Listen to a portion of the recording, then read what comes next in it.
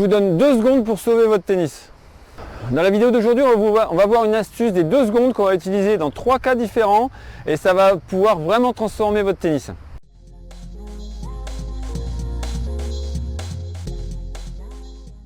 Salut, c'est Fab de progressivtennis.com, donc ancien 0.5 ans, moniteur de tennis depuis 92 et donc comme plusieurs milliers de tennisman, n'hésitez pas à vous abonner donc à cette chaîne pour suivre les prochains conseils. Donc aujourd'hui on va voir l'astuce des 2 secondes qui va vous permettre d'optimiser vos coups énormément pour être plus efficace et éviter de bâcler tout ce que vous faites et d'avoir un maximum d'efficacité dans vos frappes. Alors l'astuce des 2 secondes, on va la voir au service et ensuite dans les frappes de fond de court ou de volée.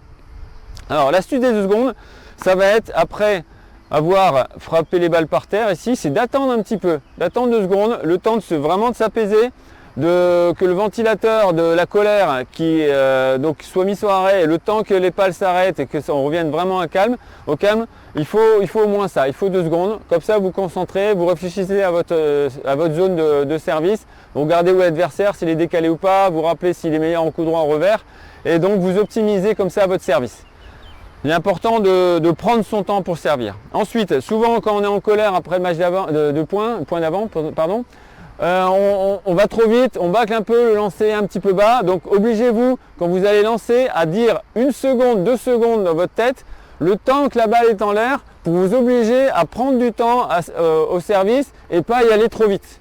Donc ça va donner comme ça, quelque chose comme ça. Donc ça, 1 seconde, 2 secondes. 1 seconde, 2 secondes et là je peux servir. Ensuite cette astuce des 2 secondes, ça va être un exercice que vous allez faire pour améliorer votre contact avec la balle. Donc vous avez remarqué certainement que Federer, il frappe, il regarde le contact et il a le contact qui reste encore quelques temps après la frappe.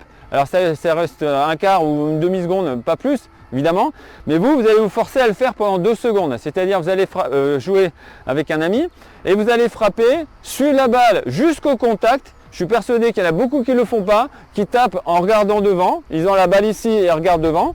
Ça sert absolument pas à grand chose à part à boiser.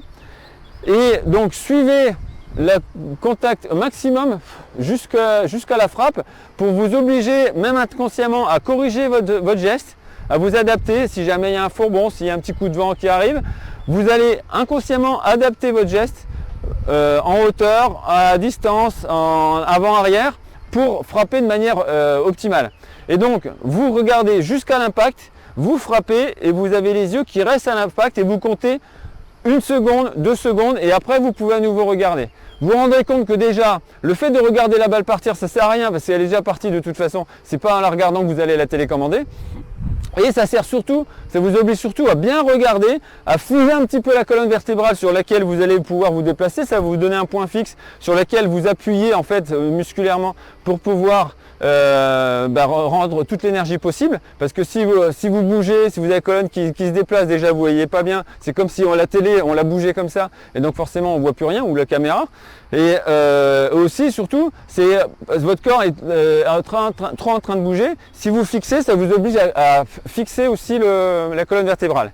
Et donc vous faites ça, vous tapez, hop, on regarde 1 seconde, 2 secondes, et après je peux regarder. Envers pareil, je regarde le contact, hop, 1 seconde, 2 secondes, et je regarde après. Et vous faites pareil à la volée. Au filet, pareil, on frappe, hop, 1 seconde, 2 secondes, et après je peux lever les yeux pour voir où est la balle. Vous pouvez le faire donc avec votre camarade qui vous envoie des balles. Donc sans échange, au début, pour vous habituer, il prend les 4 balles, il vous les envoie, vous faites ça, chacun à votre tour, et après vous pouvez le faire en échange. Vous obligez à regarder la balle au moment de la frappe et regarder le point d'impact encore après. Et vous verrez que ça va changer complètement votre tennis. Voilà, dites-moi ce que vous en pensez de cette astuce des 2 secondes qu'on peut appliquer dans 3 cas. Et si ça vous a aidé, si au contraire c'est de la merde, n'hésitez pas, il n'y a pas de souci. Et puis partagez, likez, ça me fera plaisir et ça me permettra de faire d'autres vidéos. Allez, ciao! Et n'hésitez pas à vous inscrire à mon blog pour recevoir 52 fiches gratuites, ou vous abonner à ma page Facebook, ma chaîne YouTube, mon compte Twitter, le compte Instagram, ou à m'écrire par mail. À bientôt!